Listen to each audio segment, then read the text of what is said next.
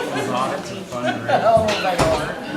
And that legal speak sometimes it gets you turned around. Andrew? You're like, no, is this Sandy Sue? Ready to judge if you are. He is. Oh, yeah, When I was all right, y'all ready to get rolling?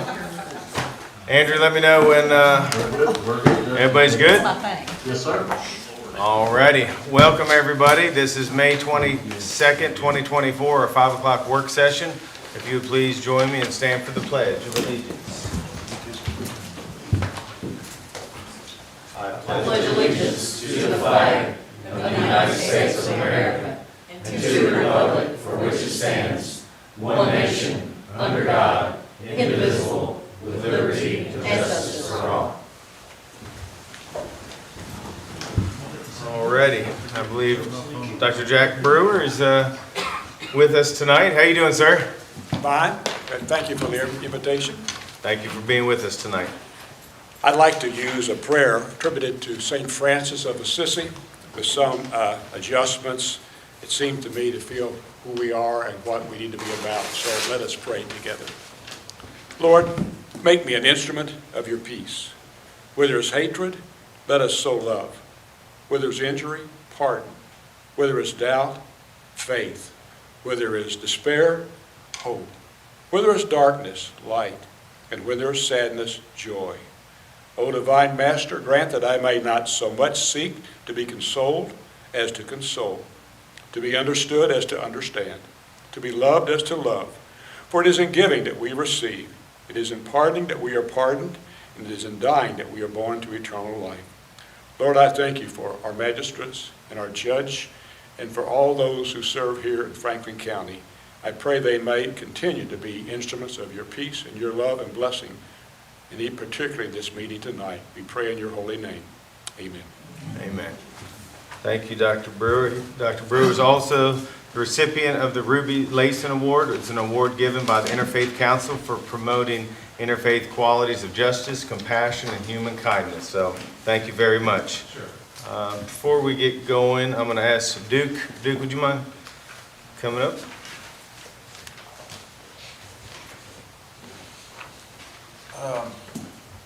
It's with a heavy heart that I have to share with you. We lost one of our employees, part of our family, broke heart. Had a medical emergency, couldn't pull through, so just like to ask if we can have a moment of silence for him and his family. That'd be nice. Moment of silence, please.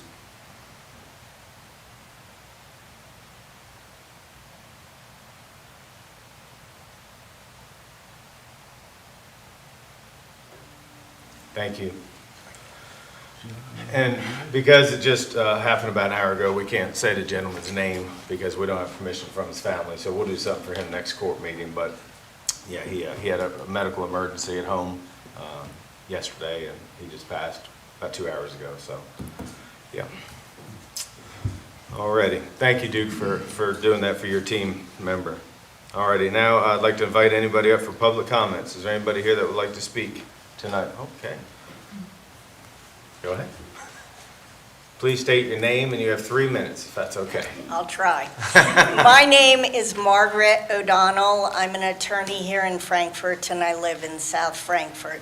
I am here tonight to submit a letter signed by approximately 130 Franklin County residents asking the Fiscal Court to allocate $1 million of remaining American Rescue Plan Act funds to start the process of developing the property at 501 Holmes Street to facilitate the development of creative housing options for our county's lowest socioeconomic residents, specifically to hire a planner and proceed with installation of infrastructure, including sewer and water connections and street parking areas. Such an investment will establish shovel-ready opportunities to build housing units through available funding and partnership avenues. If you watched Monday night's City Commission meeting or read the State Journal, you know how passionate I am about affordable housing. For brevity's sake, I will not recount all the efforts that groups in which I have been involved for the last 4 years have made concerning housing shortages. But I will touch upon proof of those shortages. Number one, the housing study that was completed last year that basically found a shortage of housing, mostly in the mid-range housing level and housing for the lowest socioeconomic persons in the community. More alarming, however, is the Kentucky Housing Gap Study that was released in April, which, not surprising to me, puts Franklin County in the bottom 10 of our 120 counties in every category. And when you take the housing ratio based on how many people live in Franklin County, we are in the bottom 5 here. There is no greater need right now in this community than housing. We all deserve to thrive. We need our elected officials and their staffs to do the hard work necessary to address the housing crisis in this community. The city has started this process, created a housing committee, has hired a planner now, and is figuring out funding possibilities, including through Kentucky Housing Corporation. As a taxpayer, I would appreciate if both governments could work together in addressing this issue. We are, after all, the state capital, and it seems like all hands on deck are required. This letter was signed by citizens from all walks of life, candidates running for office, former elected officials, persons living in Section 8 housing, persons who have been in prison, ministers, teachers, residents in the city, the county, young people, older people, and this was just an effort that was compiled in a week. This is not by any stretch of imagination a canvas of the entire county. No one we asked to sign it said we have a housing crisis here in Franklin County. Everyone knows that we do. We all want our government to do something to help alleviate this housing crisis. Our proposal is only a suggestion. You all are the leaders here. You all are the ones who have the power to make this happen. We started with $1 million, but certainly much more money is needed than that. So I have these, I have copies. Should I bring it up to you? You can hand them out if you All like. right, thank you. So just a clarification, is 501 the property we own? Yes. Okay. So I actually had a meeting last week with somebody about that. Well, I'm glad. Yeah, so I'd be, happy to talk to you about that. But Right. we have talked about that as a court, so I think it is important to us, and I don't want to put words in anybody's mouth, but we talked about that property for just that reason in Right. December. And then I had a really good meeting last week with somebody about that. I'm glad to hear that. Eric Cockley, the planner for the city, said to me, we have a lot of things that are always percolating around, and sometimes things are in crisis and they rise to the top. Yep. And I think that's where we are. Thank you for all the work you do. Thank you. Thank you. All right, sir? Please state your name. George Harbor, resident of Waukegan Drive in the 5th District. Yep. I appeared before this court back on April 10th requesting the addition of language to County Ordinance 7-2000 concerning the holding or possession of exotic wildlife. Since that time, I've made several attempts to follow up, and except for a conversation I had with Magistrate Tanner, have had no luck. I understand the court has more important things to worry about than one man with 6 snakes. Perhaps the county attorney doesn't feel that I'm in violation or that it's worth pursuing enforcement of that ordinance. But I'm here once again just to try to get some sense of direction on if the court is considering that request, if the county attorney feels that it's worth pursuing any enforcement of that. I do have plans to turn this hobby into a business. I just don't want to go any farther down that road without kind of knowing where it leads. Okay. Max, any thoughts on that? Because I know we have talked about that briefly. What we have As to- far as the changing of language of the ordinance or enforcement of the current ordinance as it stands? I mean, if he has proven that it's Either one. non-venomous snake, I would assume just changing the ordinance to add that type of snake to it, I think would probably be best case. Because in looking at the Fish and Wildlife regulation on that snake, it was not an efficient wildlife regulation. However, the way our local ordinance is written, it does prevent him from owning or having those snakes. And so So, if you, there's a difference in the two because of one word that's actually in ours as opposed to the one. Well, and then efficient I wildlife. believe it's, I don't have the paper in front of me, 301 KAR 02.082 is also in reference to possession of exotic wildlife.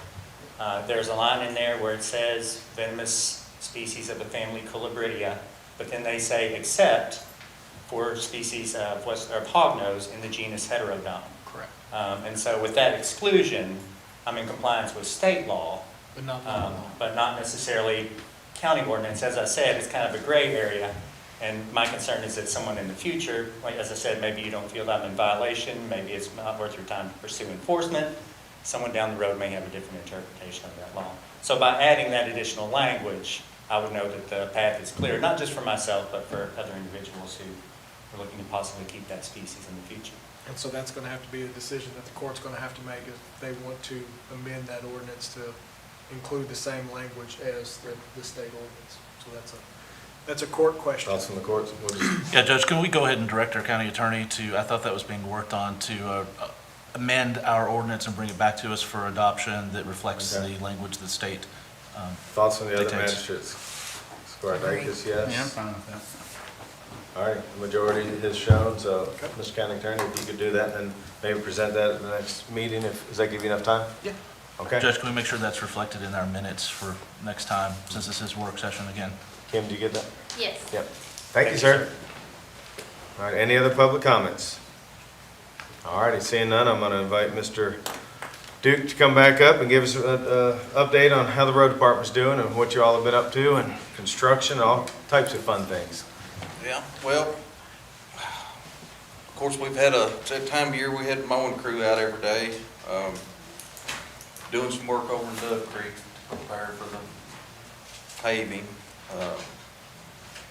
And we still haven't gotten started on Lebanon, so I don't know. The weather's putting everybody behind, and I mean, it is on the list as soon as they get the interstate done, according to Albert, so. We've been hauling a little compost from the compost facility out to the landfill. They're gonna use it for some kind of cover or something, I don't know, but they're kind enough to take it off our hands. We've got more than we need, so. And then I did get an update on the mow trim. Called Larry today, and he said we're still looking at mid to the end of July to receive it. He said the tractor wasn't an issue, it was the mow trim itself, so.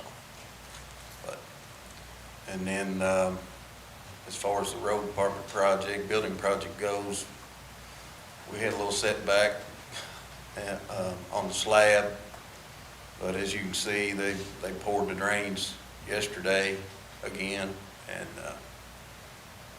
yeah, there they are there, and they've got the steel in, they're ready to pour the slab.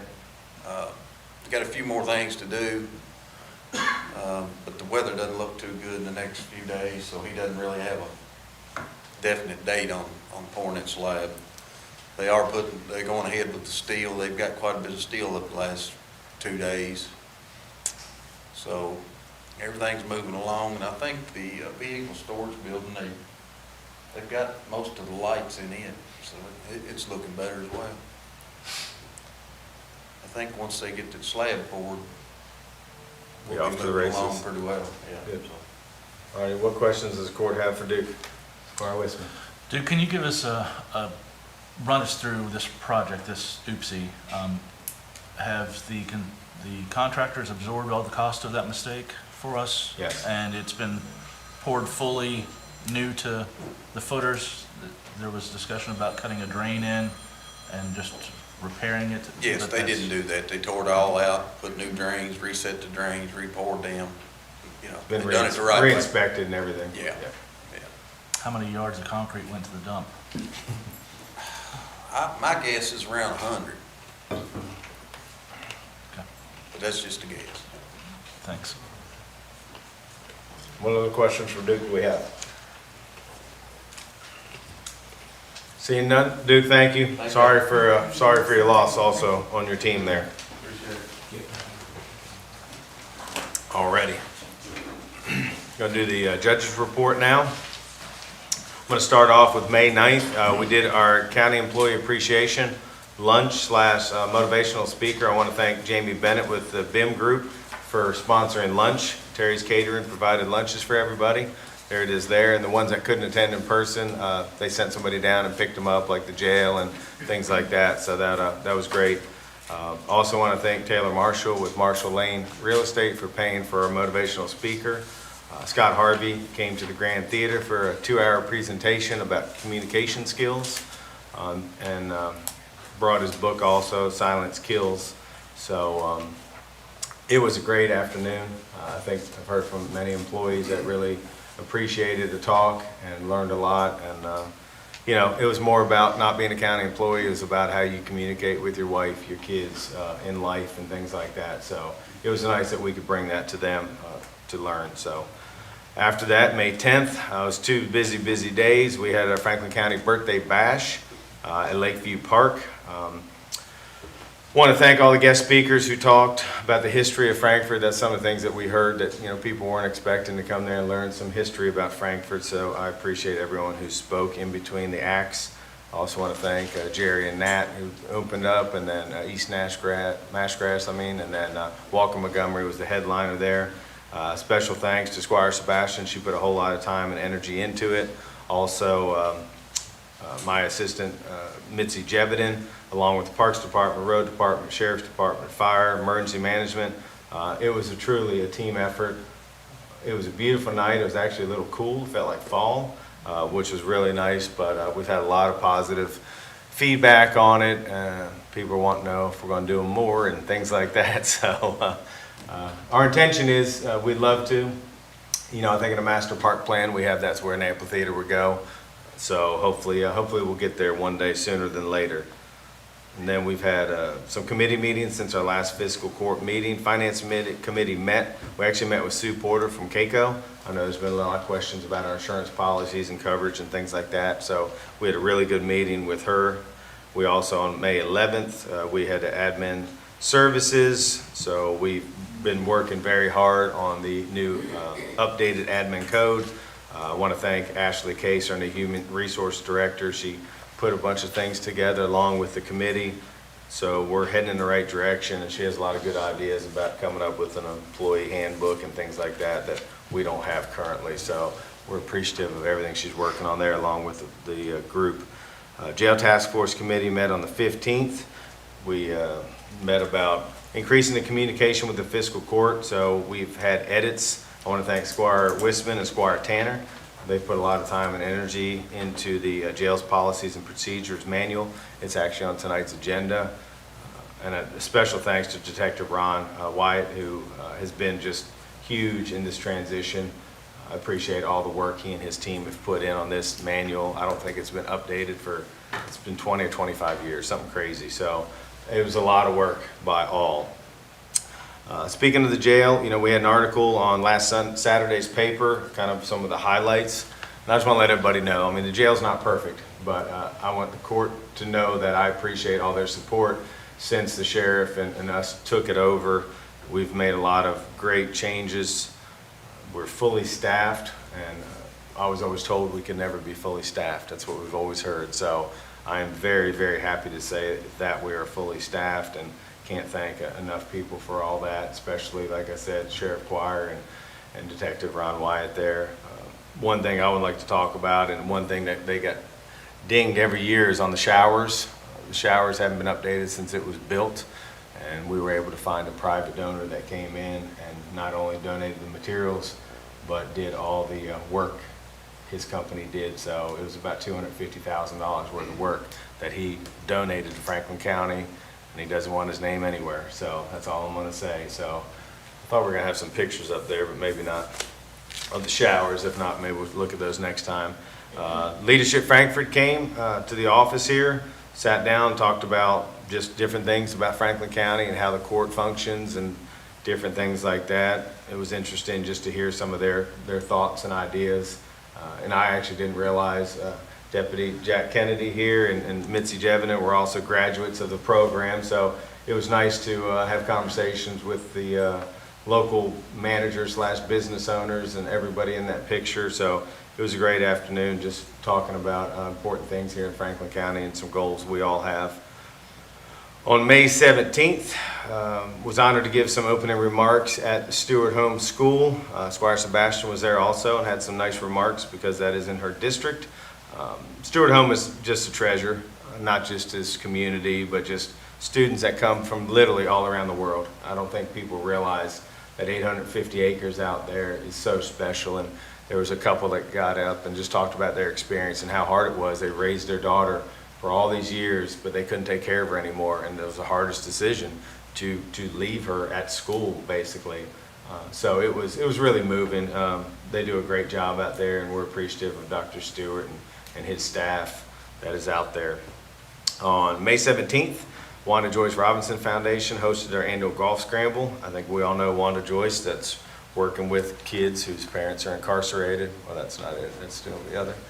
But it was a rainy day for the golf scramble, but I know a lot of people came out, and it's their biggest fundraiser of the year. But they're looking to do more things. They're now moved into Thornhill School. They're in the basement now, so that's exciting that they're housed there. If you're interested in helping out with anything, I think Rebecca.Redding at WandaJoyceRobinsonFoundation.org. Her information should hopefully be on the screen. If not, we'll get it out there on social media. But they're just looking for different activities for kids this summer, and anybody who's wanting to help put things together, they would welcome it. They also held Monday, they held their open house. They had food, games, information for the community about anything they need. People are there to help, so that was a very nice activity to have on Monday evening. It was funny, Friday rained, and then Monday evening it was pretty darn hot. So one extreme to another. I want to know if you saw my great throw. Did you see that? I did, but I'd rather not talk about it. How many throws it took before you could dunk the kid? Yeah. Okay, you Yep. don't talk about that. ASAP board met. They have some news about they're really working on Franklin County to become a recovery-ready community. They're collecting information from community organizations about the services everybody offers. So this is a long program that they're trying to just get information right now. But the program offers local officials, recovery advocates, and concerned citizens an opportunity to evaluate their communities, SUD treatment programs, and interventions. We'll have a link on our website and Facebook page, but the deadline to get that information is May 30th, 2024, and there's a little glimpse of it there. Today, I had the opportunity to go out and run for the wall. So there was about 500 motorcycles that started in Oakland, California, and they're heading to Washington, D.C. Very moving event. When we were saying the Pledge of Allegiance tonight, it was really interesting because the gentleman who started the program out today explained what the flag meant and the stars and the blue, and it was really cool. So people from all over, I want to thank everybody who served our country. And one of these years I'm going to make it up to see it in D.C. because they say there's about 10,000 motorcycles that park in the Pentagon for the Memorial Day weekend. So that was really nice. Alrighty, here's some exciting news, and I'm going to turn my report over. Andrew, is Tammy on? Judge, quickly, could we get that link for ASAP to put out on our? I don't see her on here, Judge. Oh, but Tammy too. Allie's here. Tammy's supposed to do. Oh, okay. So Allie, Allie has some really good news, and she gave it to me, and she said, I want you to share this with the court. And I said, no, Allie, I think this is for you to share with the court, so take it away. Yeah, we're really excited. All of the solid waste grants that I applied for this year for the upcoming fiscal year got approved, so all of our asks got approved. Specifically with the composting grant, we got approved for a automatic bagger that was $78,000. We got approval for a route assistant lightning loader grapple, so the road department has budgeted to get the truck, and the state is going to pay for the grapple component. They're also going to pay for the body of the grapple loader. And so that's $75,000 and $71,000. That's covered by the state.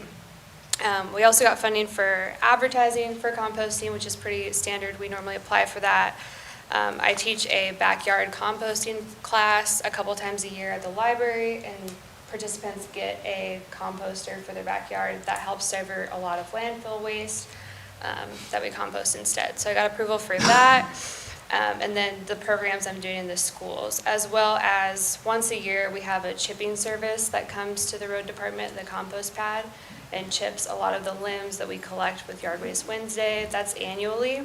And so we got approval for that service, which we normally get, but we're really excited about the grapple truck component and the automatic bagging machine.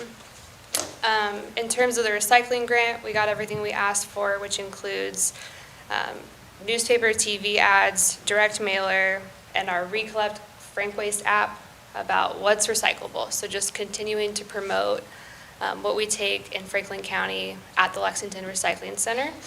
And then we also got approval for recycling aluminum cans and bags, and this is for what I'm hoping to have a Franklin County and City of Frankfort school-wide aluminum recycling drive. And so we're looking at the timeline of that, and so we're going to need support from the schools. So those are conversations we still have to have about the timeline of that program. But Wisman's brought up many times that we want to see the visibility from, like we get the aluminum ingots in town, and talking about where the cans are produced and how they're recycled and where they go. So a big education piece with recycling this year. So we're excited about that. And then hazardous waste, they took us down a little bit on ads for that. And so we got $21,000 to dispose of hazardous waste and advertisements. Any questions about that? That's what we got approval for. Go ahead. Got a question about the grappler and the truck. Did I misunderstand what you said about the truck? Would you please, that we got, it's in the budget for next year, but that was not through the grant. Is that correct or not correct? The road department budget, yes, we budgeted to buy the truck. So it's state budgeted, grants do not permit purchasing of vehicles, but we were able to separate out different line items of the purchase so that the state grant covers the expense of the grapple component on the truck and the, the loader body. So like what everything's sitting in on the truck. Is that limited to use only at the recycling or excuse me, the compost area or not? That's a good question. It's for the compost grants, the goal would be yard waste pickup with that, as far as I know. Squire, the idea is to use that truck instead of a 3 or 4 person crew, just have one person drive that truck to go out and pick up as needed. It's a great addition. I didn't know it was going to be limited in what it could be able to be used for. I think because that material will ultimately be composted, that's why it was eligible. You can put it in the truck and get it out. Yep. And Squire Dykes. I don't have a question. I just want to thank you for all of your work. You do a fantastic job and you make it fun for everybody. I love her videos, by the way. Thank you very, very much. I think this is really important stuff and you're making it fun for people to learn and understand. Thank you. Thank you. I really appreciate that. Briefly, I just want to clarify something about compost, a comment that was earlier in the road department update. What's being given to Benson Valley Landfill is the waste material after compost is screened. So it's the byproduct that we have no use for. So it's comprised of bones and really bulky pieces of debris that are not what we're giving away as the final composted product. So they were able to use that as landfill cover since we have no use for it. So that's been kind of a win-win with Benson Valley Landfill. But we're not giving them finished compost product. That's for the compost giveaway at this point. Okay, thank you guys. And I also want to clarify, we brought up the styrofoam ordinance and things like that a couple meetings ago. We've all gotten a lot of phone calls, emails. I want everybody to explain that this is part of the process. So Allie and I have been meeting with business owners, people of the community. We're trying to see what's feasible and what's not. So there's a lot of people out there saying, oh, they're going to vote on it next meeting and that's going to be the law, but that's not the case. The idea was to put it out there. The task force has studied this a long time, and we're seeing what's feasible for business owners, for retail people, for consumers. So it's a conversation, and we're going to take our time and work through it. And when Allie thinks she's ready to bring something to the court, might be a month, might be a couple months. I mean, it's not going to be tomorrow. So it's a process. So I just wanted to say that publicly because I think there's some people out there saying, they're going to run it through and that's going to be it, but that's not what we're trying to do. Yeah, absolutely. We're wanting to do what's best for residents ultimately. So if you guys get any specific questions from your constituents, people in your district, feel free to run it by me, give me a call, email me. We can fact check it together. I've seen some different types of information from various sources floating around. So we want to combat misinformation and just educate the best we can. So, and we're definitely keeping business owners at the forefront of our mind with meetings that we're having.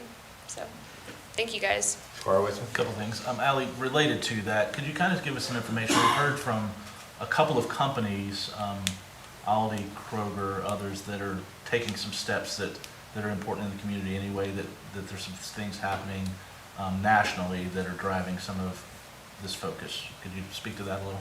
Absolutely. Kroger has, on a corporate level, committed to eliminating plastic bags by January 1st, 2025. So the goal would be that our ordinance aligns with this, so we're not even having to do the enforcement piece with Kroger, like they're already rolling that out. And in terms of, Walmart has a whole sustainability committee and they have different goals, and a lot of these companies' sustainability department's goals start in 2025. We see that as a big kind of marker for a lot of these companies. Our focus at this time has been mostly with local business conversations, so if you guys have any contacts more on the corporate side, let me know. But we've been talking to who we know in the community primarily at first. And Ally, could you run down the numbers again? What you mentioned there, I think we've got 245 as a total, but 78 for the bagger, 71 for the grapple, 75, sorry, for the grapple. Another 71 for something. That was for the, route assistant lightning loader body. So the body of the truck is covered by the state grant. The composting and chipping services, you have numbers? Yes, the chipping service is 11,000, and that was based on the company we normally contract with gave us a quote for 2025, what they would charge. And the recycling grant? The recycling grant, broken down, it's 4,000 for aluminum can recycling containers and bags, and that was the price if we put a container in every Franklin County and city school. And then advertisement is 5,000. Direct mailer with Staples going out to every resident about what's recyclable is 7,000. And then we pay for half of the Frank Waste app, so that was 7,000 a year, and the city pays for the other half. Ally, is that something you could just email to the magistrates? Yes. Just they have a hard copy. That might be easier, so there's no. Thank you. $300,000. I'm really excited about the energy Ally's brought to this effort. You know, post-pandemic and during the pandemic, things shifted and changed so much that so many people dropped off. Our county numbers that were using recycling dropped by like 25%, right, during the pandemic, and have never come back up. So we've been talking quite a bit about how to be more proactive and be in front of the public and get everybody back on and doing more. And I'm most excited about, it was, you know, an idea that we developed in the committee, that those aluminum ingots that travel through here every day, that I've talked to stats in this body before, the life cycle of that aluminum that never ends, it's always reusable. And if we could put it into the kids and the community's mind about how they buy something off the shelf and then it flows right back through here to be made in Kentucky into a new product, and that life cycle, seeing that whole process is going to be fun, I think, and the kids are hopefully going to enjoy a friendly competition that's going to reward them in a pizza party or something in the fall. So. Absolutely. We really need school support with this upcoming recycling drive campaign. So any contacts members of the court have in the school system, we would like to have meetings with them soon about the rollout. Can you, if you send me something, I will go out and meet with them. Okay. I will, because I know I've worked in all of them, so I know some folks there. Sounds good. Squirrel. Appreciate you guys. Tanner? I decided that'd be out of order, so I passed. Excuse me. Well, you raised your hand, so I'm calling that. I know. Well, we kind of briefly talked on the plastic ordinance we talked about, and I think maybe would be a bigger discussion than I need to get into today, maybe when we have a committee of the whole or something, so that's the reason Okay. I Okay, I decided understand. I was going down the wrong road. Yep, no, I appreciate that. Ally, thank you. Thank you, guys. Alrighty, and then last but not least, unless you were somewhere else, we had a primary election yesterday. So I want to say congratulations to everyone who won, and then there's a lot of races that are moving on to November. I just want to thank truly everybody Well, okay. Hold on, let's back up. There are the showers, in case anybody was wondering what they look like. On the left there is one of the typical showers in the jail for whoever has not been to the jail. And I don't judge, but the shower there on the left, and believe it or not, it was still all tile. And one thing, and the reason we got dinged every year is because they could make shanks out of the tile, porcelain tiles. So I've learned a lot about jails. So the gentleman that owns a epoxy company came in, his crews spent weeks there. I think there's 28, there's a lot of showers, 28 showers, some bigger, some smaller, but basically that's the final product right there, which is just amazing. That will last probably as long as I'm alive. So very, very, very grateful for the gentleman that donated a lot of money to Franklin County to help improve the jail. So it's exciting that we were able to get that done. Okay. So also, I would like to thank everyone who ran their campaigns, the election. I think unless you've done it before, you don't realize how much stress it puts on your spouses, your kids, your friends. So, even if you didn't win, we appreciate you putting your name on the ballot. And the ones who did, we look forward to working with you. I know we have our new jailer sitting in the, Tracy Hopper right there in the audience. So we look forward to working with everybody, and it's a great time of the year. It was nice that we weren't on the ballot, though, I'll have to say. So, alrighty, that's what I have for the judge's report. Let's move on from the minutes from our May 8th, 2024 Judge, meeting. can I ask you, Yep. you brought up the admin code, some updates and things I've been working on. Yep. Next month is the period typically that the court gets to take that up as a body and make changes. Can we Yep. go ahead and have that circulated to all of us so we can begin reviewing before our next court meeting and But it's not done. wherever the changes are or edits so far? I'd like to keep an eye on what's Okay. moving, and I'd like to make some Yeah, because additions we're or changes basically in the potentially. process of redoing the whole thing. So I mean, there's really nothing available yet. But yes, once we get to a good point, we will. Just keep in mind, of Yeah. course, that the whole court gets to bring that next Absolutely. month, and I'd like to have it in time so we're not scurrying to make any changes that the whole court wants to do. Absolutely. Nope, I hear you, 110%. Alrighty. Any questions from our May 8th, 2024 meeting? What'd I say? May 24th, that's in the future. No, I said May 8th, I thought 2024. I did say that. Anyways, is there any questions on item number 2? Been a long day. I think we had a new copy of minutes for that. Gotcha. There's something else Yeah. that needed to be fixed. Yeah. That's fixed.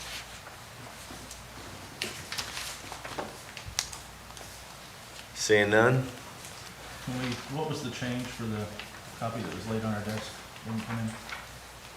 When everyone read the minutes that were put in the packet, while Tracy's name was in there for making a motion. So I'm sure we all saw that. Yep. Very- Alrighty, next I believe we have Charles T. Mitchell. Greg, before you start, Allie wanted to talk to you about the waste of paper here. Allie, he's right there. You've been waiting all day to see him. I'm for it. I'd just soon you get a PDF. Trust me. There he is, Allie. You've been waiting all day. Trust me. There are two things, and one's real quick and the other one's not as bad. But first thing you have in front of you is the audit report. In lieu of the money you got for ARPA, in lieu of doing a single audit, if you don't get $750,000 worth of funds, except for your ARPA money, we can do an examination. And that's what this is. Basically, you had one transaction, and this is for fiscal year 23, mind you. I know you're like, fiscal year 24 is almost over. We were finished in February. The state auditor reviews everything and makes any recommendations. If it's anything that we haven't done, we go back and do. It's just kind of the approval process, which is 3 months. So glad to be here. We were hours from being at the last meeting, from getting approved, but they finally did. So again, this is just an audit report, an examination report says we reviewed the transactions. You only had one, and didn't find anything wrong with that. This large document, which apparently has a lot of wasted paper, is the audit report for fiscal year 23. Every board that I present to, I always like to say, we didn't find any material misstatements. So we've issued what we call a clean audit and an unmodified report. The first 3 pages, I'm not going to go through the whole thing, but we issued a clean report, and that's the main thing.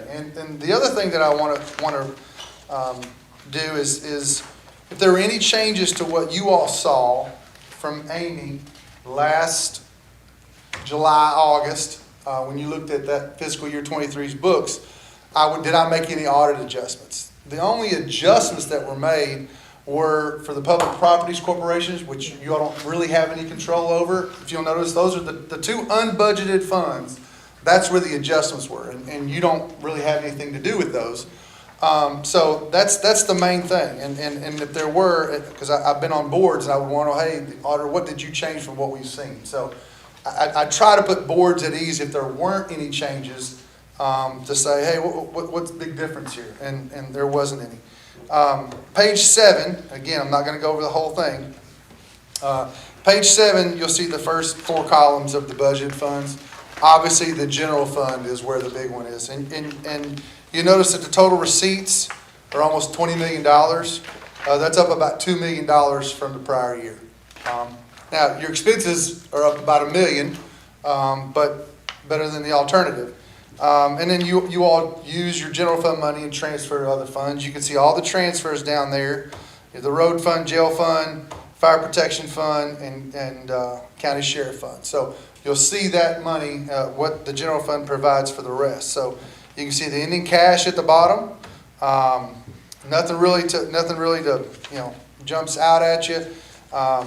Again, I've offered there's a clean opinion, which is important. Page 11, for about another third of the thing is just notes that backs up the information, has all your debt in it, has your capital assets in the very back, and then the required supplemental information, you are required to have your budgets in here. So you can see your budget, and you all would know if there's anything, when Amy presents it to you, do you have anything that's over budget or under budget? And the funds were in good shape. So that's about all I have. I know this is a work session. You'll approve it the next one. But sometimes, it's hard when you have a 65-page audit report to come in and present something real fast. And I don't mean I can talk accounting all day long, so it'll put you to sleep. But I will say, if you ever have any questions, call Amy. I'm just kidding. No. On the audit report itself, you could call or email me. Just say, hey, where did this come from? Where is this? But I will say, and Amy has done a fantastic job, and I thank her quite a bit. She does make my job a lot easier in getting things provided to us. Kim as well has been good to work with. So if there's anything in here, but I will say these numbers actually come from what you've seen already. Okay? So there's no, except for those 2 unbudgeted funds that you all don't have any control over, there's nothing else. And we do audit those.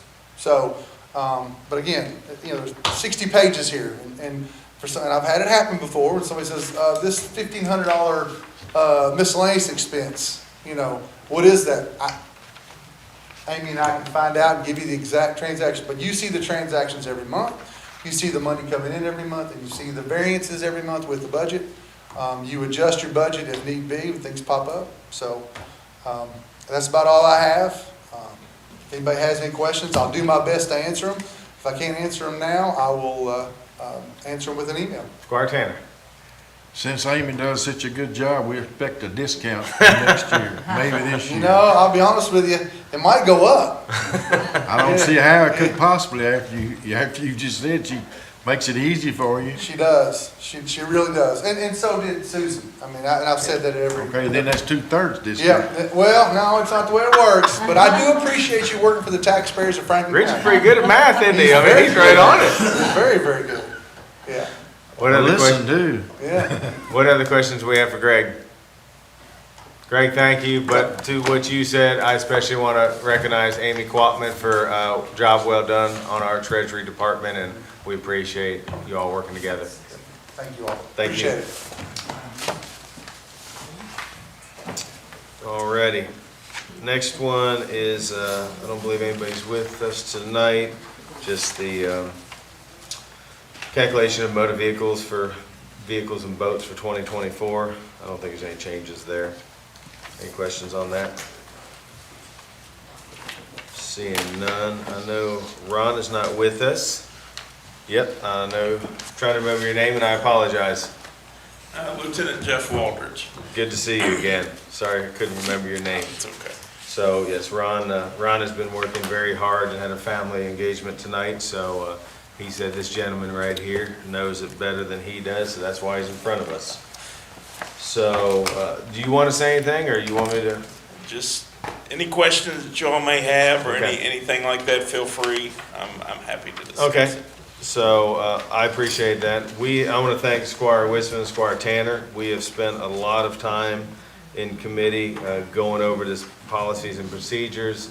Ashley was in our last meeting with us, clarifying a couple things that we've done different, that the jail has done different, that we requested be changed a little bit, so we have a little bit more insight from the fiscal court standpoint, but that was kind of standard HR stuff.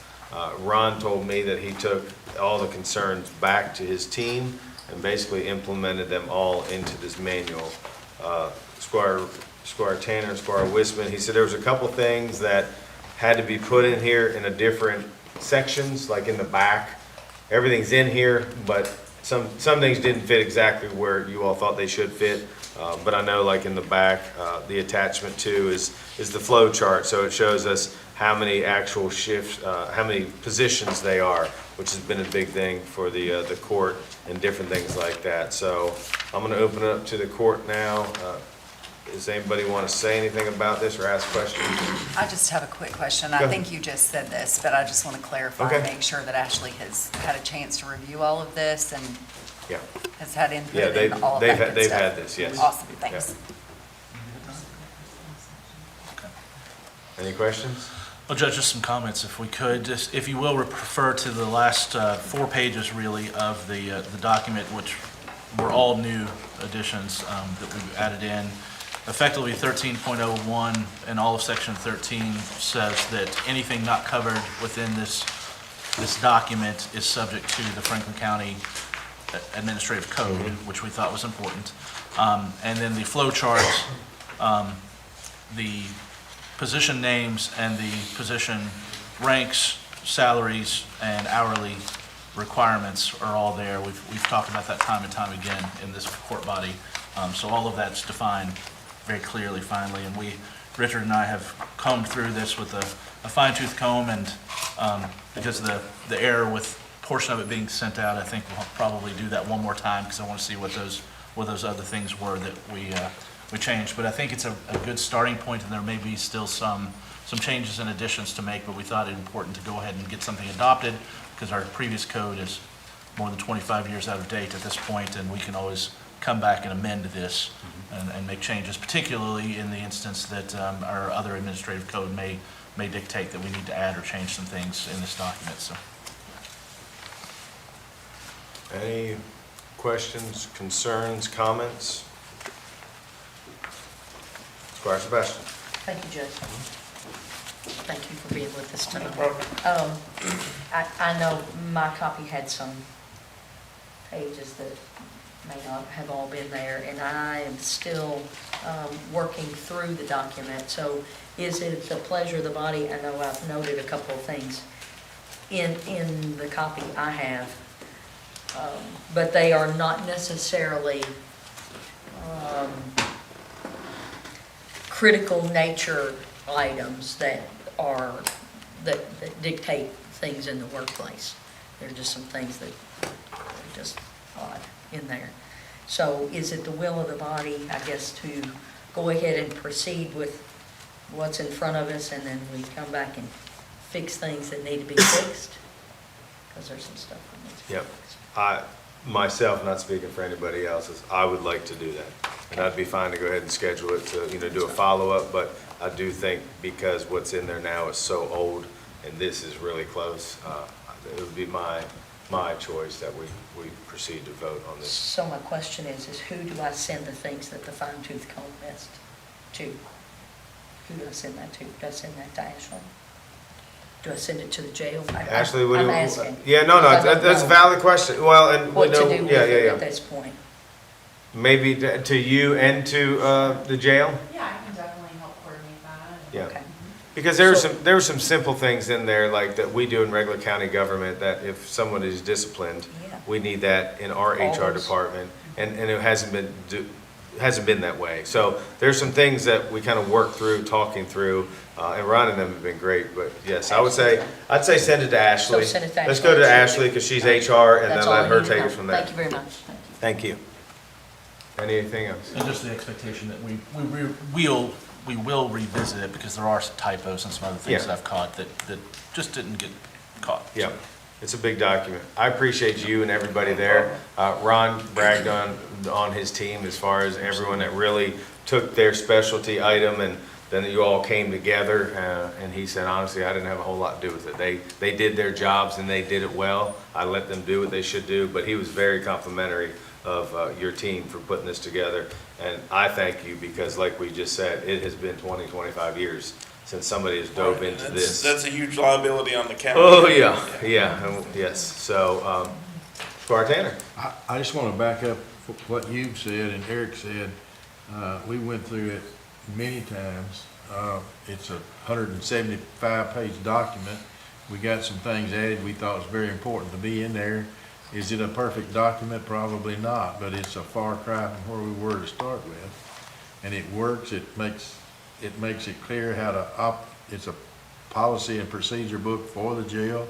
It's going to be adopted before the new jailer gets started. And she might want to look at it about 3 weeks before she even thinks about it, because it's very precise, if that's the right word. And I don't want to overtalk it, but I think we need to move forward, and if we find things later that needs to be changed, we can. And does this have to be passed by resolution or by ordinance, sir? I would say by ordinance, because I think it's amending a current ordinance. So it's not in ordinance form, can we adopt it now? It's a question. Because I think it's set forth in an Proceed. ordinance as a jail policy and procedure, so I would say we have to, in order to change an ordinance, it has to be done by an ordinance. So we can adopt it tonight. Correct. It does need to be in ordinance form. Can we do a first reading?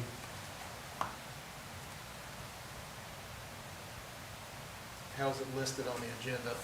It just says. Approval. Disapproval. To approve. So it needs to be in ordinance form. I'll be finished with it before the next one. Because I'll have all pages.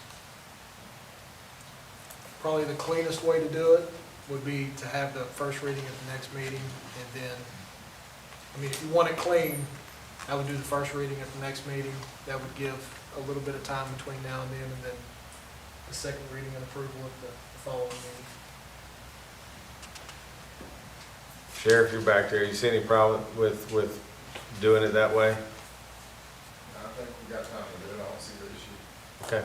I just want to make sure, because I know you've talked to Ron, so. I'm just making sure. Go ahead, Scott. Oh, okay, well, I'm worried about, no, I'm not worried about it. That's the reason I asked the question, to make sure we were doing it correctly. But if we're gonna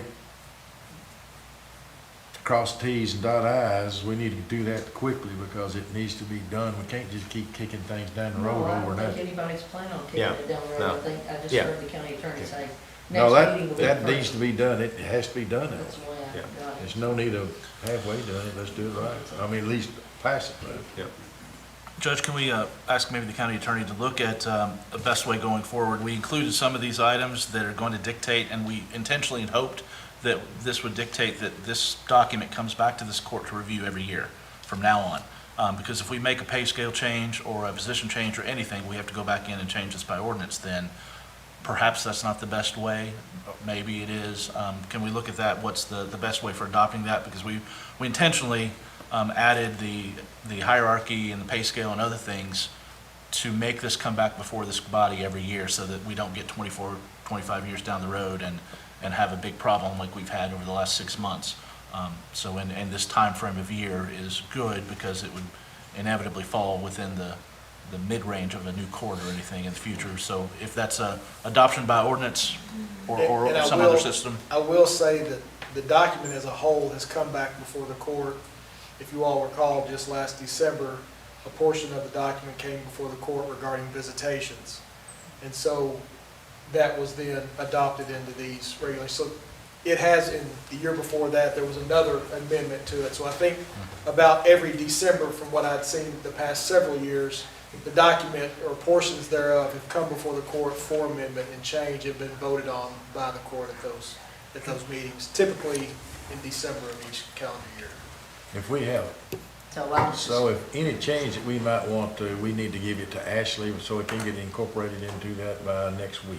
Next meeting, is that correct? Correct. Squire Sebastian? I only got one word that I think needs changing, actually. Go ahead, Squire. All I was gonna say is similar to, I think, what our county attorney said. Okay. When we find items in these documents, those items are brought forth, not the entire document, it's just what needs to be addressed. Right. Change. And that doesn't prohibit the process from continuing on. See, that's why I wanted this language in here, right here, Okay. which we didn't get. Thank you. Thank you. Judge, I suppose if there's anything drastic, the task force is going to meet next Tuesday morning, I think, if we need to look at anything, but. Yeah. Okay. Thank you very much for being with us tonight. And Ashley, thanks for your help on that.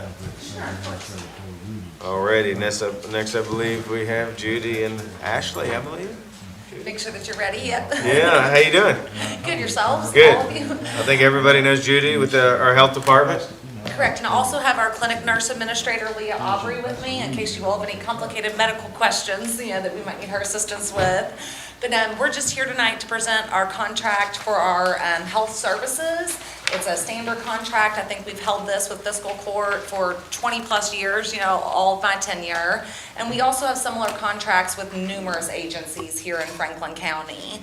By and far, I would point out to the court that the largest service you all utilize is the firefighter physicals. And if you look back at last year's contract, you will sadly see that most of these services have a $5 to $10 increase in price.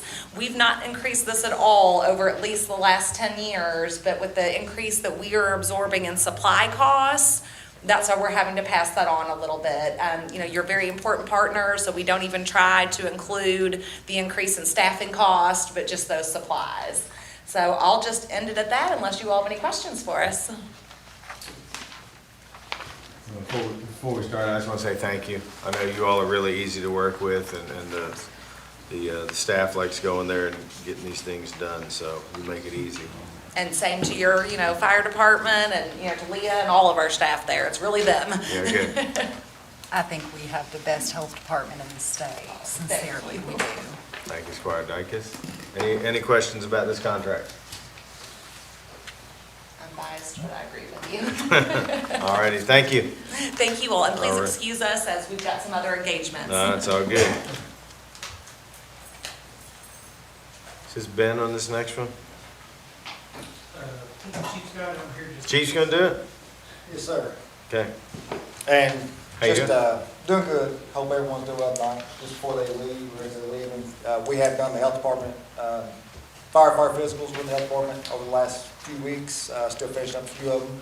It's went great. They've been great to work with. They've really worked with our schedules and made it a very easy process for us. So Good. just We a little appreciate shout the out to them. feedback, Chief. So this item is an authorization to grant a utility easement to Frankfurt Plant Board. So the property there located at Derbyshire, that was all multiple lots, which we're in the process of working on our training facility. Currently, there's a 6-foot easement that already runs around the property line. This is expanded to 20 feet. We've been discussing back and forth with the plant board for a while. So currently, they have one water line feed that feeds all of Riverbend. They've experienced some main issues. So when they do that, they have to shut down the whole neighborhood. This will allow them to come through with a secondary line and tie in and make that more of a loop system so that they have to shut down one side. They can still feed water to the neighborhood. We've worked with them and lined it out where our training facility is going to be. It's not going to be an issue for us. It's not going to create any problems. And there, as far as I'm aware, there's no cost associated with this. It should just be the recording of the easement on the plat, so. Squire Sebastian. Thank you, Judge. Chief, thank you for being with us. So would granting this easement negatively impact the fire department's full use of the property at Derbyshire? I think that's the main question. I don't believe so, because the way we have it laid out for our training facility, like I say, we've offset everything to where the utility easement is not going to be a problem for us. I've worked with Ben and, contacted the city and make sure there's nothing that would hang anything up anywhere, so it looks like it's pretty straightforward. All right, that's main thing. Great, Thank you. great question. Any other questions for Chief on this one? I have, Good job. when they come through the easement, are they gonna go on and put everything back or better than what we have it now? I mean, Yes. it's not gonna incur us any cost to come in, hire someone, put the road department up there to work? No, when they come through, they should rebuild it just as it was. We'll make sure they do. Because, I mean, you have the problem sometimes, so. That's just one of my questions. Thank you. Absolutely. Thanks, Squire. We'll be hitting wrong. Squire Wiseman. Yeah, I tell you, they're already ready, so. Judge, just more some comments of, a couple things of general concern. It frustrates me at times that the plant board seems to have an expectation of easements within public properties fairly often and fairly large. A 1-inch line needs a 20-foot easement through however many feet of this, it's over 100 feet, isn't it? Of the property. I'm always concerned about, especially it comes up in downtown quite often, in urban areas, where there's an expectation for a large easement that might impact things in the future or stops development or future thought. I'm just more making a comment that I would like to see perhaps more thought put into ways to mitigate, to use existing public infrastructure for easements more often than jetting straight through a county or city property. We've had 2 county properties in the last year come up that an easement has been requested, and it goes right through the middle, effectively, of these properties, which somewhat limits their future development. The one out at Duckers, if you'll remember, we had some conversation about how is that going to impact the future of that. And also, I seem to remember a court case just a couple of years ago that said all easements and land purchases shall be vested in the name of the city, not the Frankfurt Plant Board itself. So I want to make sure that is accurate or not in going forward with any contracts. Just a couple of comments and notes. Yeah, no, all notable. I can take a look at that and see. So, Chief, let me circle back to kind of what Squire Sebastian said. So, the plant board did meet with you. You all looked at the best area that it could go, so it wouldn't interfere with any future uses of that property. Correct. So the way that easement runs is already on the property line of that lot, and it's kind of going towards our drive, which wraps around our current fire station building. So the space that that easement's going to be in is a small wedge in the whole picture of those lots. So Just wanting to make sure. yeah, But no, it's all good conversation. All righty, Chief, thank you. Thank you. All righty, next up, Ally is coming back up, and I know the magistrates like talking about what she's getting ready to talk about. Hello, so what I have here is a request for an authorization to apply for the waste tire grant. This is through the state again. There's no match required. The state, if we apply, gives us $4,000 to dispose of waste tires. And so with the Trash for Cash program, sometimes people find tires on the side of the road. The road department collects them. And we basically get a dumpster that we fill all year with these funds. And then our vendor takes them to recycling. So just tire disposal. All righty. Squire Wisman. Ally, is this outside of our fall waste tire event? Yes, so this is Just clarifying. This is just disposal, and then the waste tire event is in the fall, and that's where residents can come to a central drop-off point and dispose of their waste tires, but this is for tires that the road department collects throughout the year. we should maybe make a real effort this year. I understand that the road department cleaned up more than they ever realized they had in waste tires that were in the weeds and things down there recently. And I think 4 truckloads were taken to the state who helped us dispose of those, but maybe we need to just really make a countywide effort this year. I'm happy to help do that too, to see that that fall event is best used. Yeah, we just got, from the last grant cycle for this one, we just got the dumpster delivered to Home Street lot last week. And I think we had over 100 tires that were dropped off at the waste cleanup day, even though we requested them not to be, but they still fielded a lot of those. Okay. Just a curious question, where do they take these tires? Who recycles them or disposes of them? Is that here? They can't really go to a landfill without being shredded or something, I don't think. Or maybe not at all. From my understanding, I need to double check, but we have a contact with Rumpke, and so they come from a Cincinnati location. They drop off the dumpster, they come pick it back up, and there is tire recycling in Cincinnati. There's a facility. All right, Ally, thank you. All right, thank you guys. All righty. The next agenda item, at 4 o'clock today, we actually held a public meeting, hearing meeting, about our county road aid funds, $891,386. Nobody was present, nobody sent questions or comments in, so I appreciate Duke working with the state and figuring out how the money should best be spent for Franklin County, so. Anything on this one? All righty, thank you. Next one, we had an opening, had an applicant fill out an application, Mr.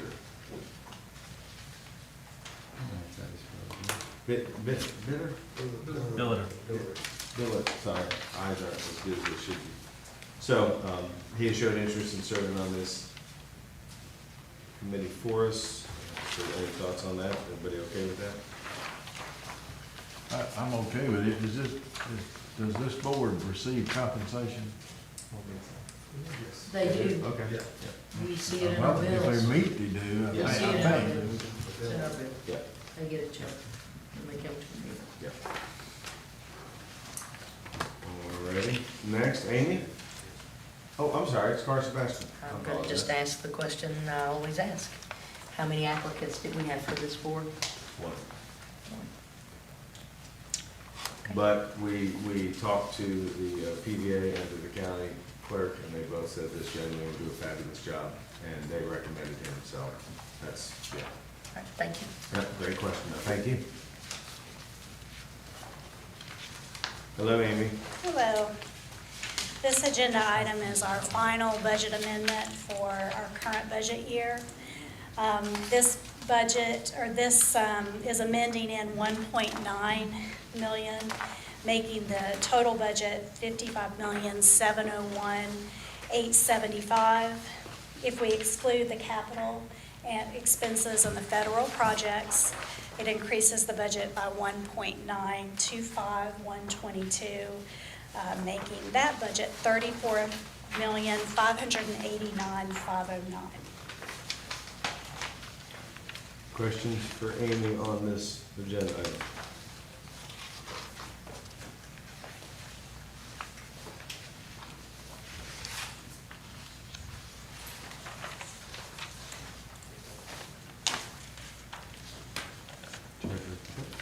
Okay. For the treasurer's report, I have the report in your packet for the 10 months ending April 30th. Our receipts are $41,285,846. Expenditures, $29,368,234. When you add in our fund balance as of June of '23, our fund balance is $33,153,059. I'd like to remind you that that does include about $8.5 million. That's our bond balance. If you subtract that, that's $24,575,008, which is a little bit more than this time last year. I do want to point out on this page our ARPA fund. We have 8.2 in that fund. We met this week, judge, a deputy judge, and our grant administrator just to go over the timing and the numbers. But I want to make you all aware, we do have a deadline. Monies need to be obligated by Through the contract. with a contract, not just obligated with a resolution, by December 31st, 24. Currently, we have $3 million that's earmarked for broadband, and then we have $3.1 million that's unallocated. So just a reminder as a court, we need to move forward with these funds. And also in your packet, you've got the expenses and the revenues as of May 16th. All right, any questions for Amy on this treasurer's report? Amy or you or somebody who would know the $3 million that we have obligated for broadband, when would that's not under contract, is it? It is not obligated. It's not obligated. It is simply, I just used the term earmarked. Yes, you did. We're still waiting on the BEAD fund requirements that DC is releasing. So we're kind of, should be out any day. So I think Jack called Mitch McConnell's office today, trying to see if they knew of anything. So everybody in the state is waiting for the rules of how the BEAD fund will be spent and how much everybody gets. So I think it's one thing we're going to talk about in our next committee meeting. We got that coming up on the 29th or whatever, not 28th, I believe. Yep. So, yeah, hopefully we're trying to get Maybe as much it is information 29th, I don't to know. that meeting as we can. Well, it's beginning to make me nervous. Oh, that's why we're meeting about it. Judge, I wanted to, related to that, and I'll have some other things in a little while, I think it's important that we go ahead and find some uses for those ARPA funds. You know, we have a bond that we applied for numerous things that we could do a little money shifting, right? We could pay off some debt service of some of our projects, perhaps, and then use the bond for other purposes. But I'm getting concerned. I know that there is a willingness or a desire by most of this court to spend all of those funds on our park upgrades. I don't know that that's an agreement amongst the whole body, but I think it's important that we at least have some conversations right away about some other options. I've had numerous projects I'd like to explore, and we've had a request tonight for some funding for housing, which I think is important. And, you know, we need to remember that 8.2 million that's sitting there is one time only, and we need to make it go to the biggest impact possible for the community. And really, in my mind, it needs to serve the most immediate needs in this community rather than a wish list, because there's numerous things that our county needs, and we can define those in many ways. But I hope we can have a conversation maybe next month in June about all of those, what those are going to be, and any other ideas. I've asked us to have some priority and goal-setting meetings. Maybe we can finally do that with the hiring of the authorization to hire the DC lobbyist. That maybe there's some opportunity to create seed money pockets out of some of these funds for multiple projects. That if we do good planning and good legwork, I think we can get a lot more done for our community. What's that old adage? Don't throw all your eggs in one basket. Right. Thanks. All right, thank you. Can I ask a quick question? So my understanding is we're going to have a meeting of the whole about ARPA funds, correct? Next week, I think, yeah. But I think Eric's talking on a bigger level as far as goals Well, and for yeah. It wasn't clear to me what the ARPA conversation was gonna be, so that's why I'm just clarifying. No, they're all good conversations, absolutely. All right, Amy, thank you. All right, payment of claims. Anybody have some questions, any questions for, you okay? I just got a ticket. For Kim on payment of claims.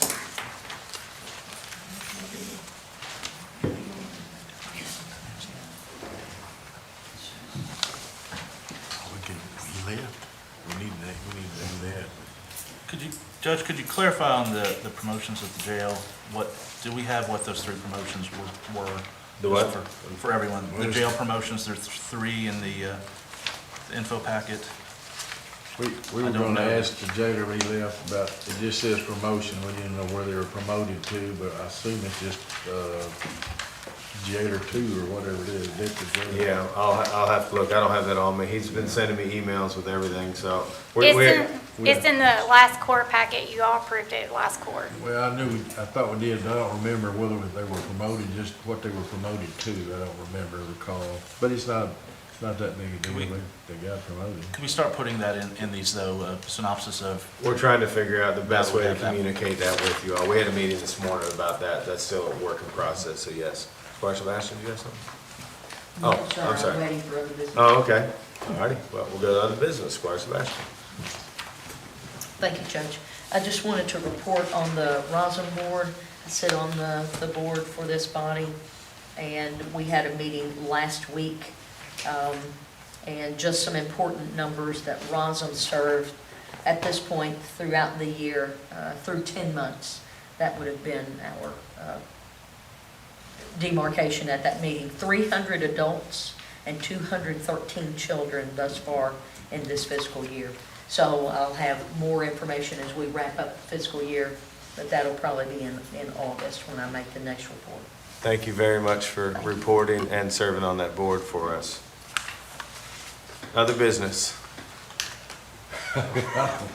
I've talked enough and just very brief, but I did think it was worthwhile mentioning that the Farmville Water District has all their ducks in a row, and they're gonna bid out their project, which is mostly in Squire Sebastian's district. And the water, they would be, I think, going to bid on June the 5th. It's been a 2-year project or longer to get that where they are, and they had to abandon some of it. But anyway, it's gonna be more water available in that area. Thank you. And on that same note, we have a meeting next week trying to figure out the Farmdale sanitation, where all that is with the monies and trying to get that project started too. So we're still trying to figure that project out also. Squire Wisman, do you have something? Several things, Judge. We didn't get to have new business at the last agenda, so I've been holding a few things, right? Well, one, we've had a request for $1 million tonight for housing, and I think that is a critical need at this point. We've had discussion in this body about turning that property we own on Home Street into a housing development, and I think there's great option to do that. And there's a lot of community goodwill input, ability to build out projects, but we all know the hurdle is getting building lots shovel ready, right?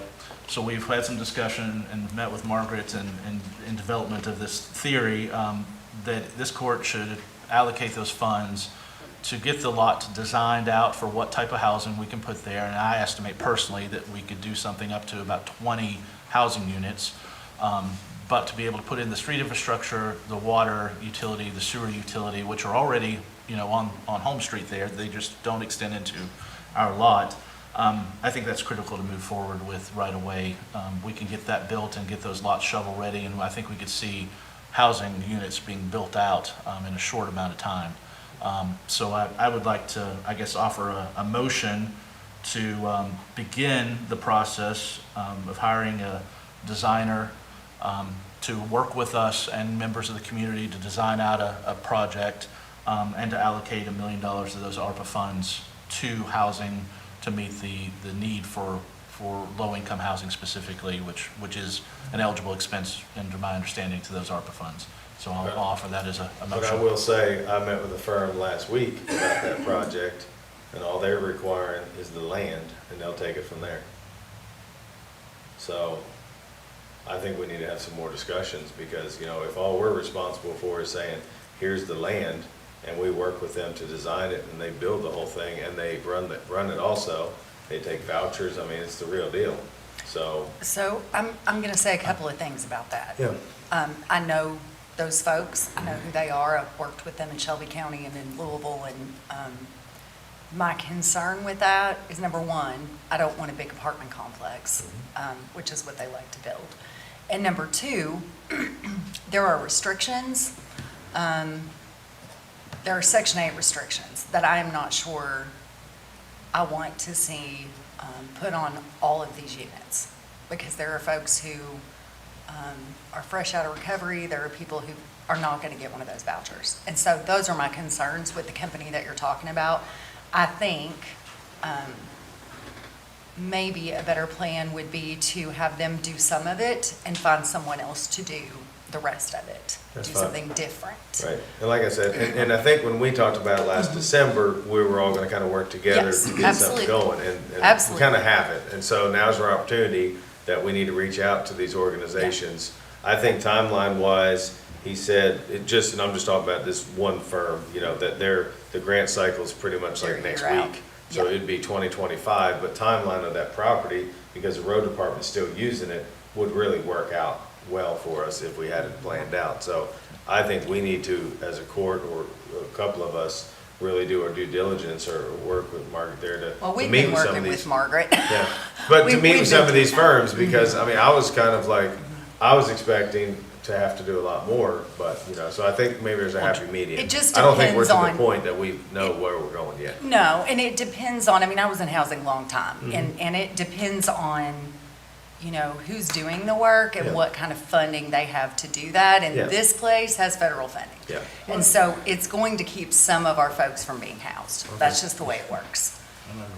Judge, we don't have to say that these are the only solutions. We can work 3 or 4 options concurrently and then come up with the best solution. But in my mind, we have a deadline of end of the year to use some of these ARPA funds. I want some of those to go to a housing option, whether it's the Home Street, and I didn't say specifically that property in my motion, or somewhere else. We have many other options. There are some scenarios being developed on the other side of the river at the city as well that we could partner up with.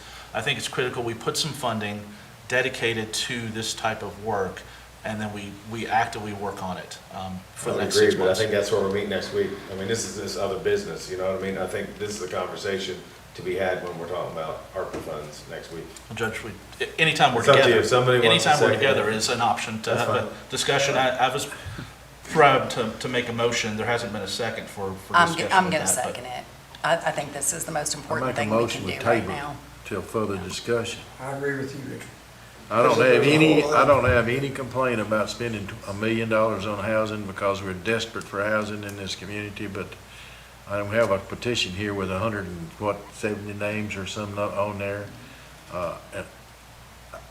And we're talking about Home Street or not Home Street, we're talking about $1 million. And we just passed a budget. Nobody mentioned putting $1 million in that budget for housing. Not one word did I hear.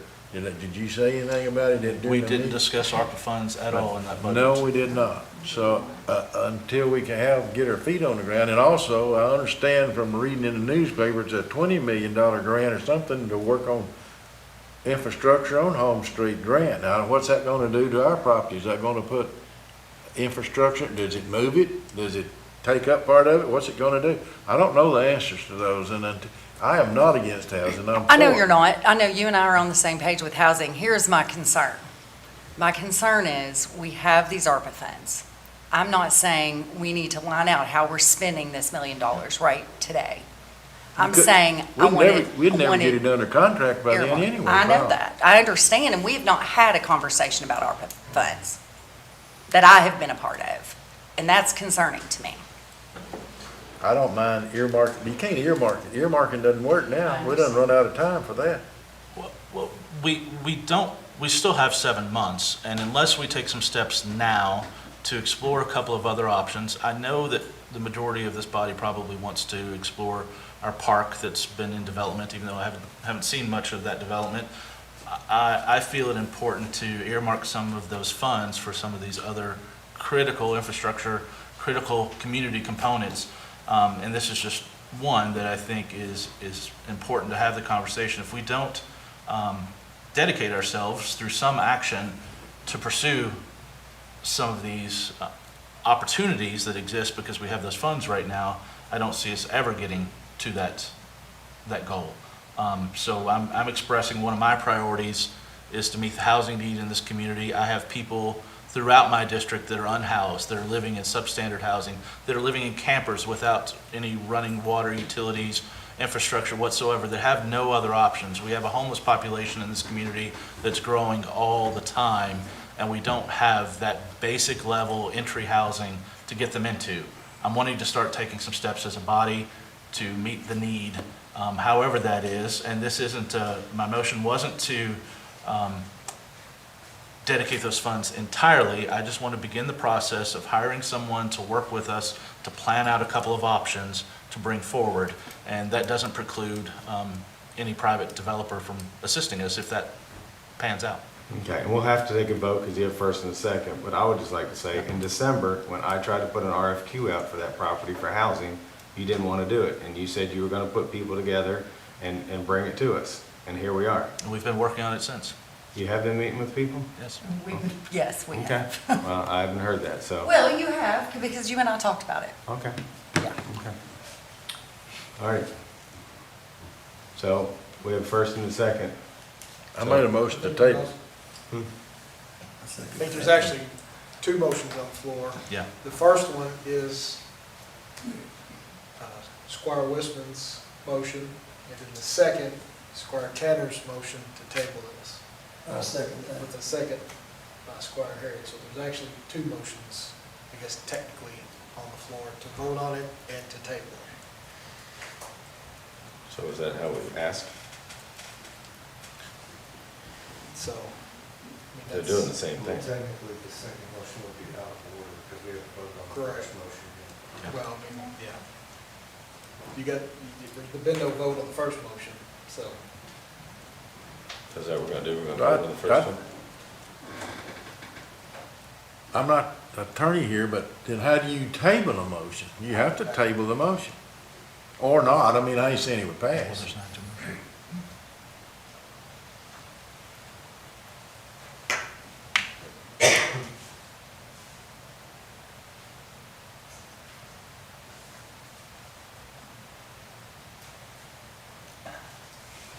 I think technically you had the one motion on and there was a motion to table it, so it's gonna be the court's desire on whether to table the first motion or not.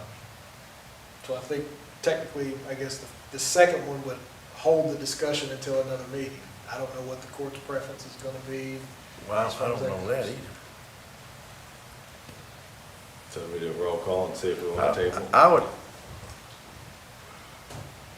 Squire? We're some. Yeah, let me just add, we've got a meeting on the books a week from today Yep. to specifically talk. Is it? Should be. I haven't heard a Is this the meeting confirmation. of the whole? Yeah. Yeah. Okay, that's not gonna happen because It's not- everybody can attend. I can't be Oh. there. Oh, So I it thought was she put canceled. another day out. I was advised it may be canceled last night, I because heard- not everybody Mitzi can said attend, so it's today. gonna have to be Yeah, rescheduled it because wasn't two gonna people I couldn't thought she make it. found another date, so. Yeah. I think it's the week after. Okay, She's it's trying. coming up very soon. It's Yeah. as soon as everybody could meet, yes. So what I'm looking at from this aspect, I agree 100% that we needed to address some housing concerns.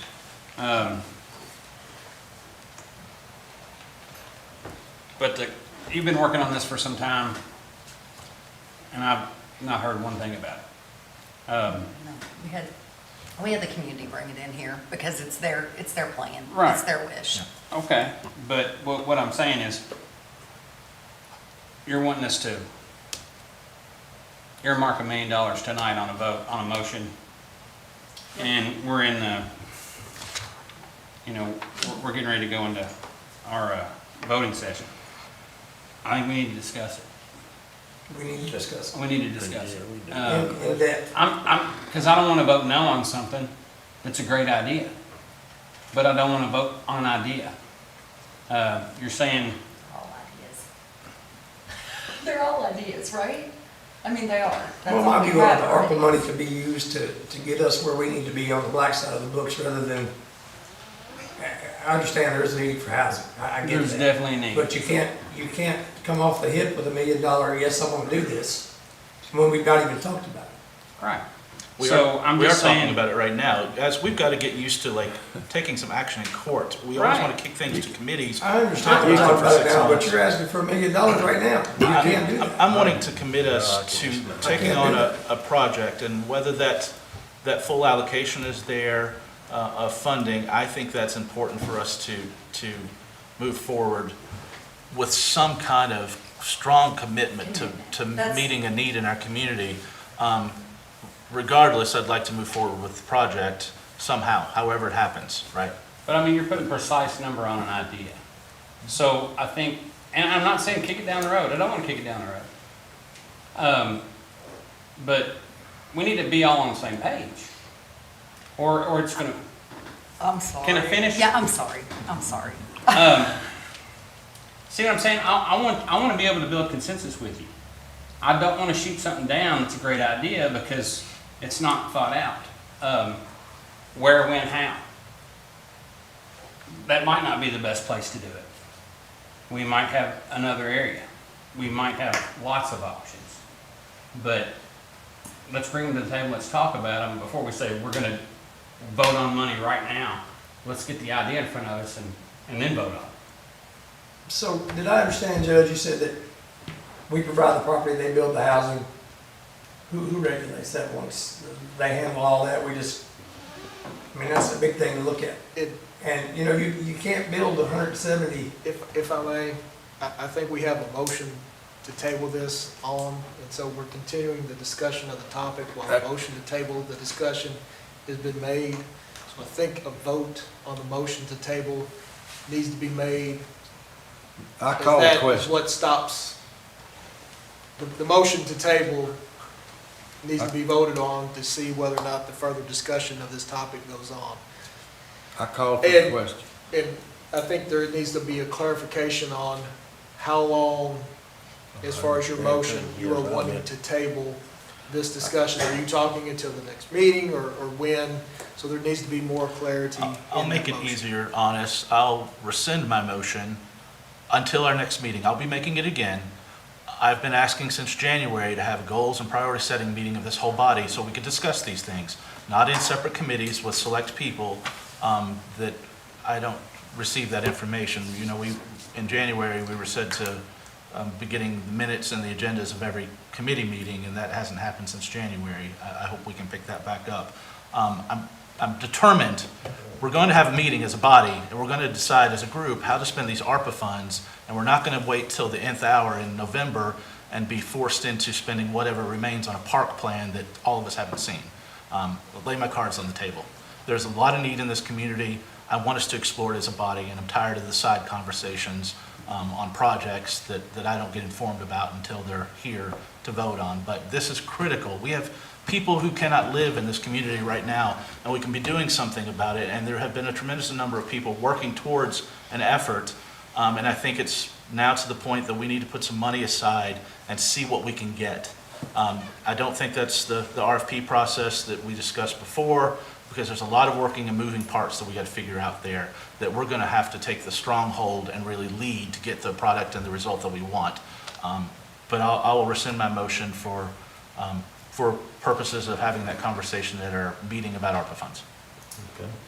If, in light of him withdrawing his motion, I will withdraw mine.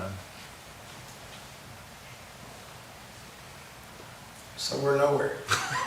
Nowhere, Well, other we're through business. that, I guess we can go into. Well, I mean, we're nowhere. Okay. We're not talking about it, we're not talking about it. We But either it's- gotta table it for all of us to get, I'm available every day.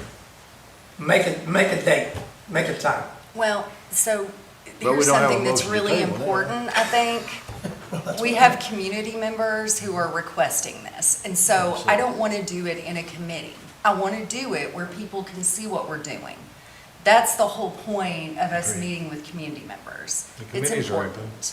They can come to the committee meeting. They're open. They can. Okay. It needs to be, I mean, everybody in the community needs to have the availability to see it and to hear what we're doing. That's what's important to me here.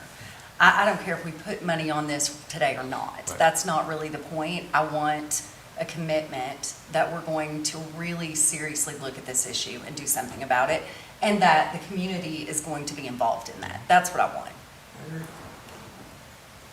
Any other business? A couple of things, Judge, if I may.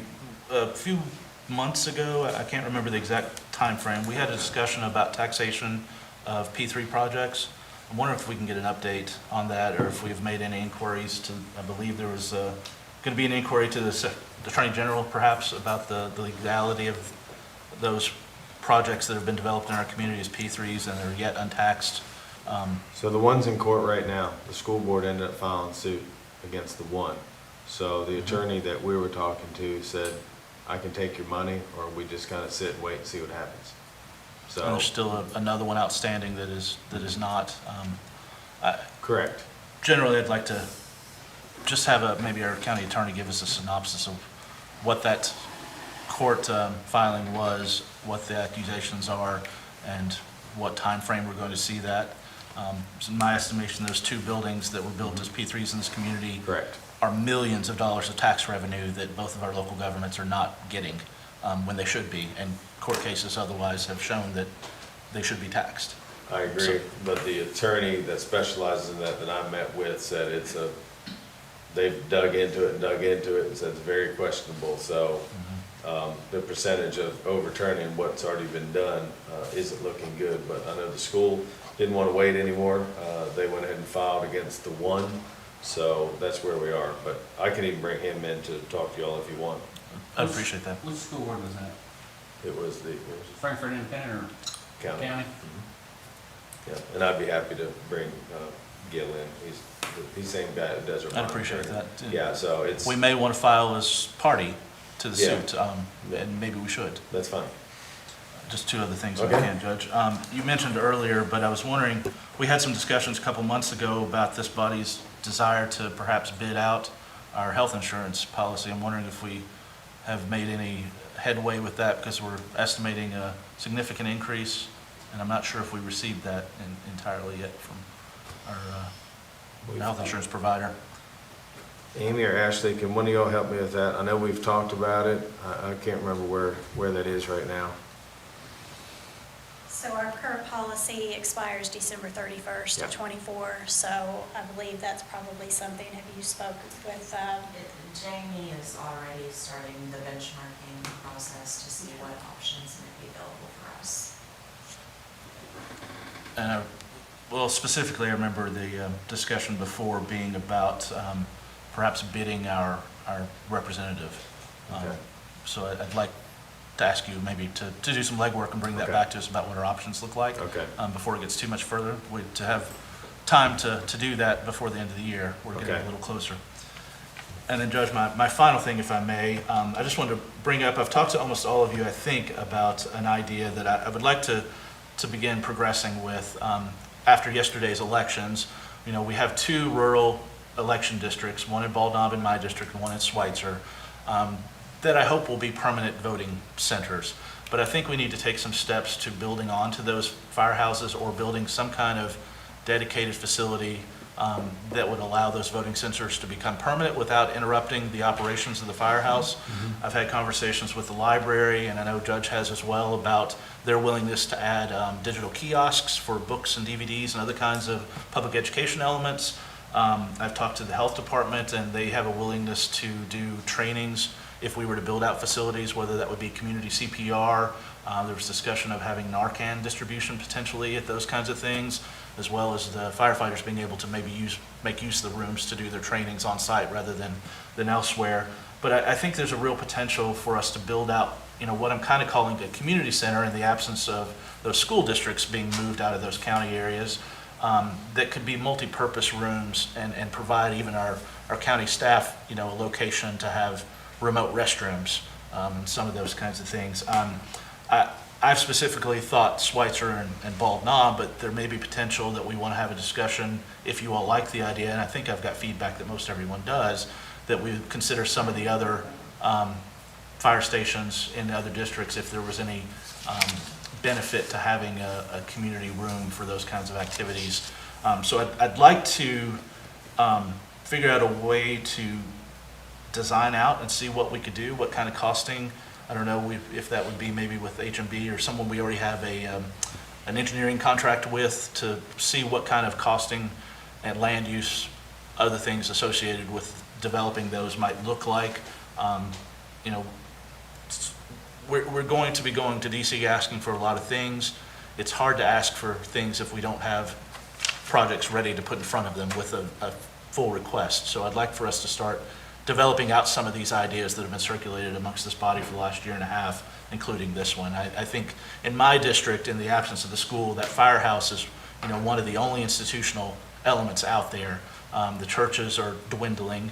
And I know my conversations with the health department, they discovered a real issue during the pandemic that the remote parts of our county, they were unable to get information out because they didn't have a physical presence there or a place to put it or to pull people together or a touch tone to distribute items. So I think in the name of public safety and future emergency planning alone, that those would be good steps to take. So I'm asking, I guess, if there's maybe consideration or consensus in a way to move forward with those projects somehow by this body. So.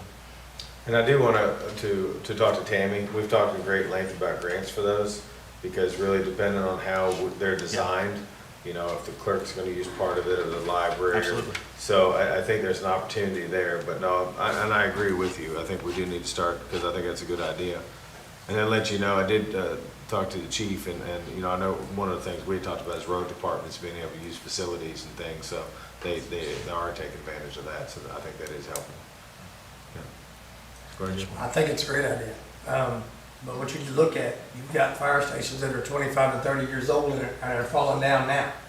We're talking about adding on to something that's, pole barns are built, they last 20 years. That's where we're at. We need to update the fire departments for the fire department. And, it's great to have a community center, and it's great, road department can stop at any fire department they want to use the restroom. Yeah. That's part of it. Community, if they have to come in. But, if we're gonna dump money into something, we need to get the fire stations where they're livable before we start going outside of that realm. That's just my opinion. Okay. Just want to put that It's out. all good discussion.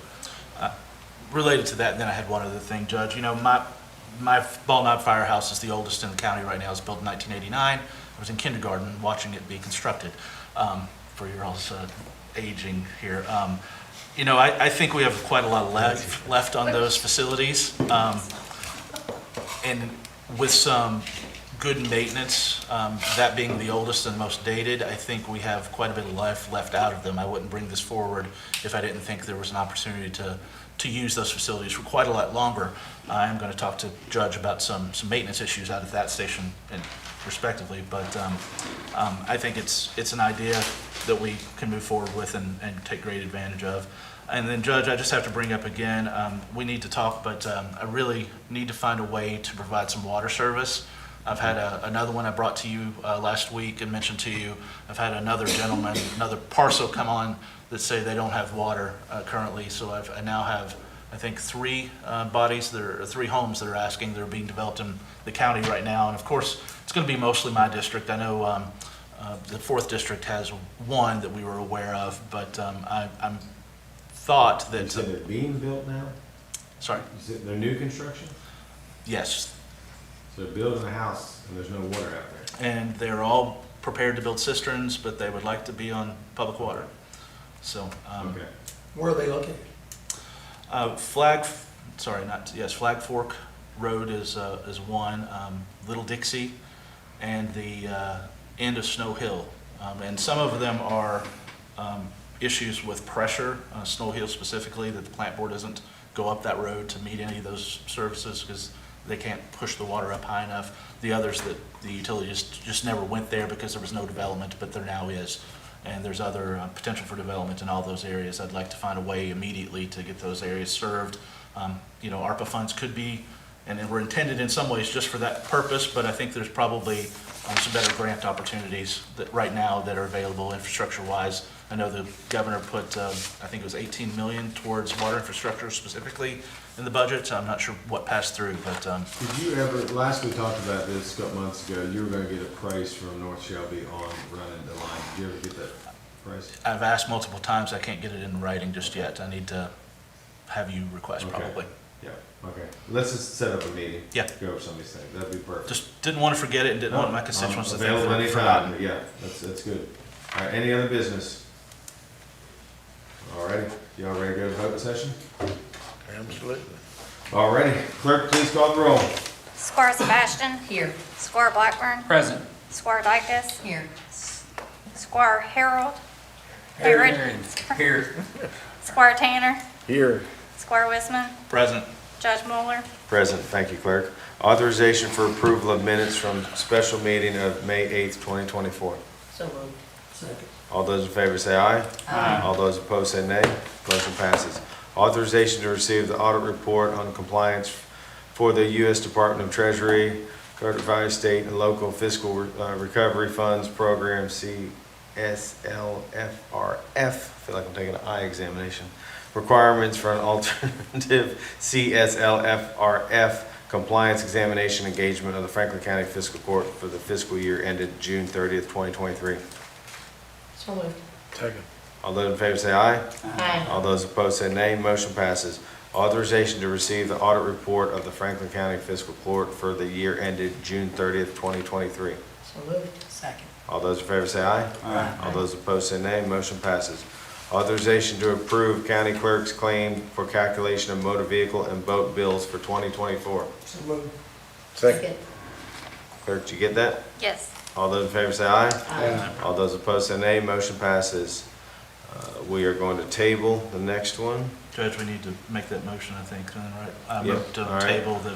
Authorization to table the Franklin County Regional Jail Policy and Procedure. So moved. Second. All those in favor say aye. Aye. Oh, Can we get tabled till when? Yeah, we need to specifically say until next To the month. next court meeting. Do you have a date on that, clerk? Next regular court meeting. June 5th. June 5th. Okay. Thank you. And be And presented that will as be a- in a different form too, right? It'll be. Yeah, it'll be presented in ordinance form. Yes. Okay. Unless our Second. county attorney has some other option that he suggests for us better. All right. Authorization to approve the Franklin County Health Department contract for preventative services for all county government employees, including firefighters, physicals from July 1, 2024 to June 30th, 2025. So moved. Second. All those in favor say aye. Aye. All those opposed say nay. Motion passes. Authorization to grant a utility easement for Frankfurt Plant Board through the property located at the Derbyshire Circle Fire Station. So moved. Second. All those in favor say aye. Aye. All those opposed say nay. Motion passes. Judge, I'm gonna say nay just for the reasons that, the concerns that I expressed earlier. Okay, clerk, did you get that? Yes. Motion still passes. Thank you, Squire. Authorization to approve a resolution authorizing the filing of application for 2024-2025 Waste Tire Grant Program with the Kentucky Department for Environmental Protection, Division of Waste Management. So moved. Second. All those in favor say aye. Aye. All those opposed say nay. Motion passes. Authorization to approve a resolution adopting and approving the execution of a county road aid co-op program contract between the Fiscal Court and the Commonwealth of Kentucky Transportation Cabinet Department of Rural and Municipal Aid for the fiscal year beginning July 1, 2024. So moved. Second. All those in favor say aye. Aye. All those opposed say nay. Motion passes. Authorization to approve the appointment of Jeffrey Billeter to the Franklin County Tax Assessment Appeal Board for a term ending December 31, 2026. So moved. Second. All those in favor say aye. Aye. All those opposed say nay. Motion passes. First reading of an amendment number 4 to ordinance number 7-2023 relating to the budget for fiscal year 2023 to 2024. No vote will be taken at this time. Authorization to receive treasurer's report. So moved. Second. All those in favor say aye. Aye. All those opposed say nay. Motion passed. Payment of claims. Is there a motion to deny payment of any claim? No motion was made. Let the record reflect claims are to be paid. Authorization to adjourn. So moved. Second. All those in favor say aye. Aye. All those opposed say nay. Motion passes. We are adjourned. Thank you, court.